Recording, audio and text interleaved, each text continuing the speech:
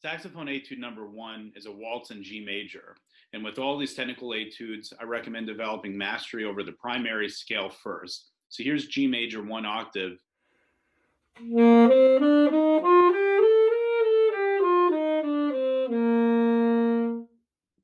I also recommend learning all of your major scales, the full range of the instrument. So if you have a high F sharp key on the saxophone, I encourage you to learn it all the way up to high F sharp in the key of G major. If you don't have a high F sharp key, just take it up to high E. It's the same idea. We want to learn the full range of the instrument within this scale.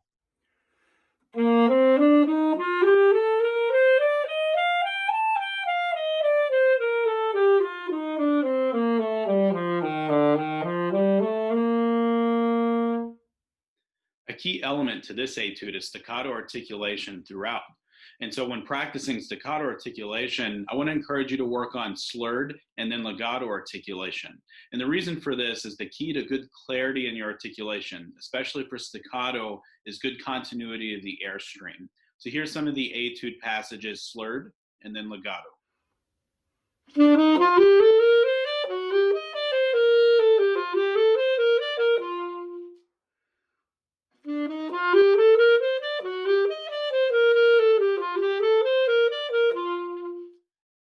Keep in mind that this etude is a waltz, so you want a little bit of a lilt, or what we might say a metric hierarchy. So in other words, you want to put some stress on beat 1, less on 2, and less on 3. 1, 2, 3, 1, 2, 3.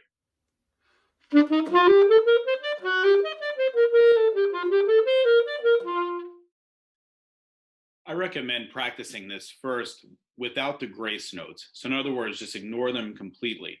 But when you do start to put them in, on the very first one, on the D, I think using a side key. So on the alto saxophone, the E flat key likely works the best.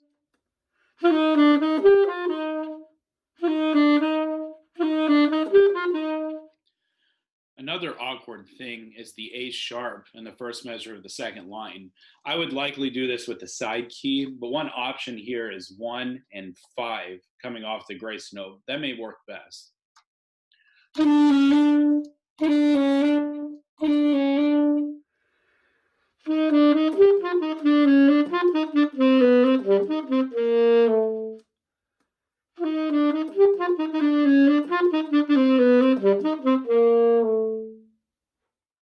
section near the end of the etude is sort of like a fanfare. So you want to be strong, and I'm going to encourage you to separate a little bit off the dotted 16ths, and I think you want vibrato on these notes.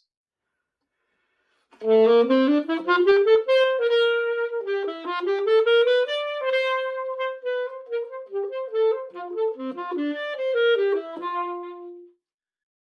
indicated tempo marking is eighth note equals 172. But since we want to have a metric hierarchy or a lilt, like we talked about for getting the waltz feel, I encourage you to set your metronome in a way where it stresses beat 1 and makes beats 2 and 3 lighter, like this. 1, 2, 3, 1, 2, 3, 1, 2, 3.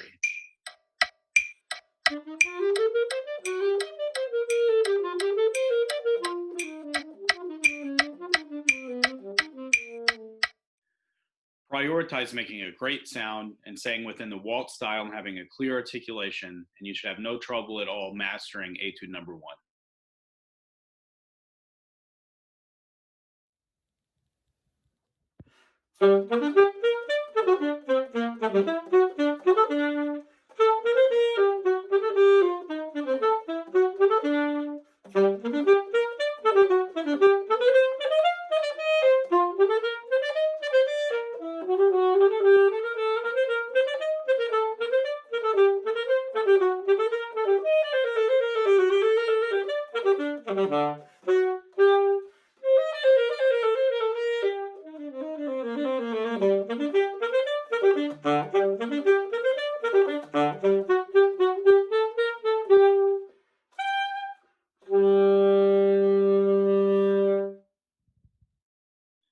saxophone etude number 2 is in the key of E minor. And just like with the other etudes, I recommend starting by mastering the primary scale, in this case, E minor. Now, E minor is the relative minor to G major. So what you might do is, if you're less familiar with minor scales, is first start with playing the major scale, in this case, G major, and then play the same scale starting on E, E minor. It's the exact same notes, same key signatures. These are relative keys. So here is G major scale followed by E minor scale in the natural form.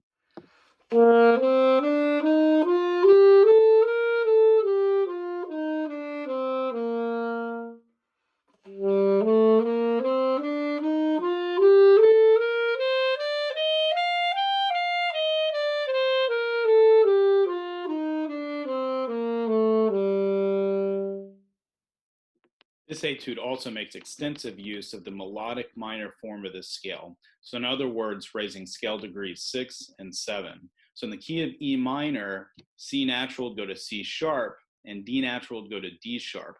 So when you ascend, your note should be E, F sharp, G, A, B, C sharp, D sharp, E. I encourage you to work on this at least 2 octaves going up.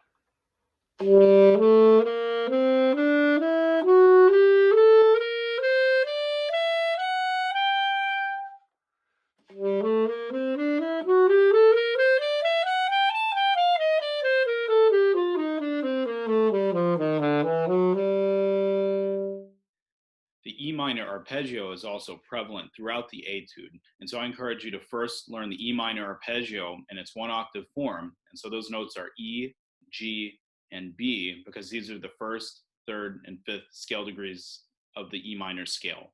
After learning it 1 octave, I also encourage you to go full range. And it's especially important to get down to the low B, which is a challenging aspect of this etude for the saxophone.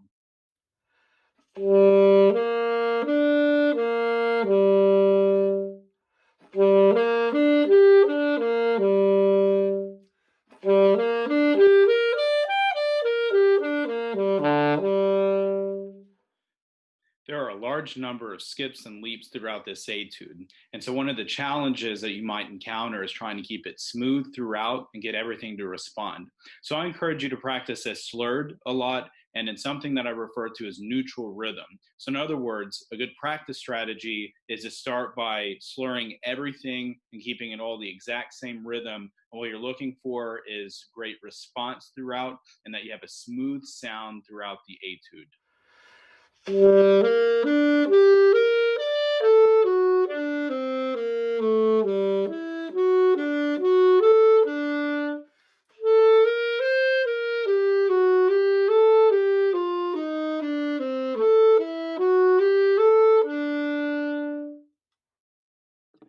want to do your best to highlight the stylistic differences throughout the etudes.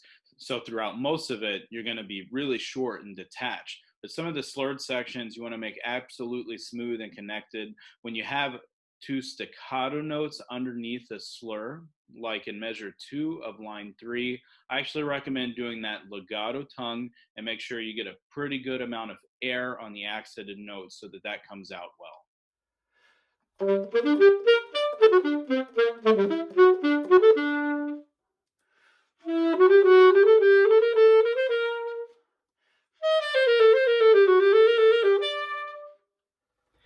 You want to work for evenness in your technique in those measures with the broken scales. And so an example of that is in line 4, measure 2. And so what you might do is modify the rhythm. So you can think dotted 16 32nd notes or 32nd dotted 16th notes. Try to snap them so you can work for evenness in those passages. It sounds like this.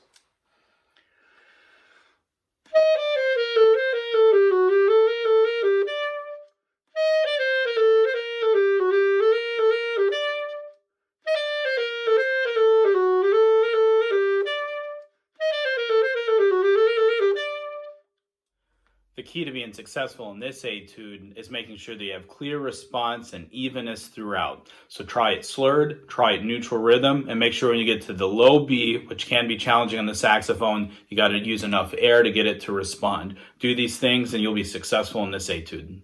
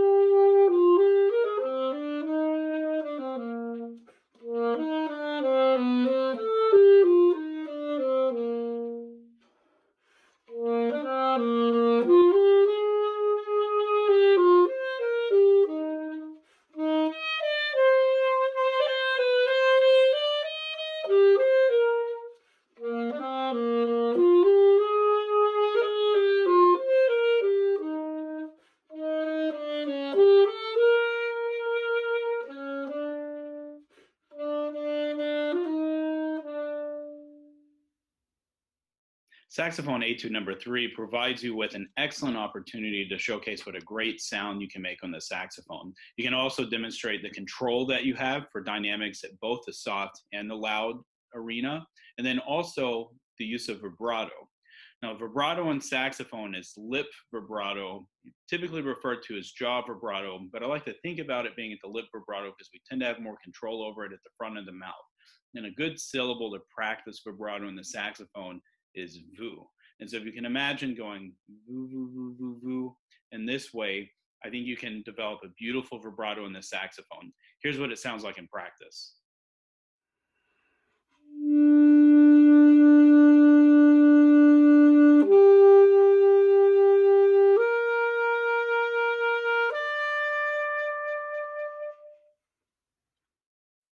One challenging aspect of this etude is trying to be smooth between the middle B and the middle C. So what you might consider is using side C for like the second note of the etude. And the way that you finger side C on saxophone is you have middle B down, so finger 1 plus the middle side key, what you often see in methods books labeled as TC.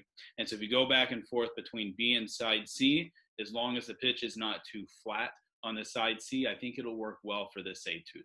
Here's what it sounds like.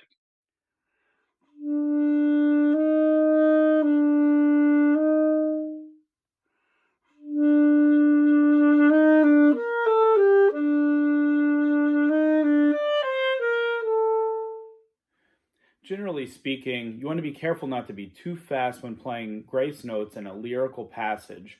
And so a general rule of thumb is play the grace note no faster than you could sing it. Here's an example starting on the second to last line on the middle C.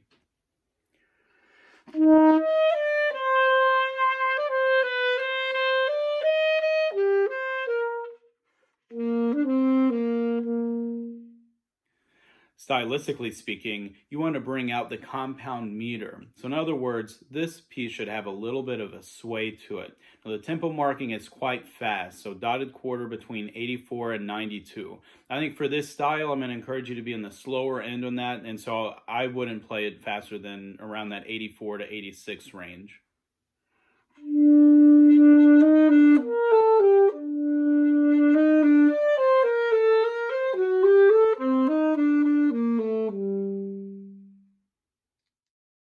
Etude number 3 gives you an opportunity to showcase your musical maturity. So you want to make sure we adhere to the style, a nice sway, that we keep everything sounding great throughout.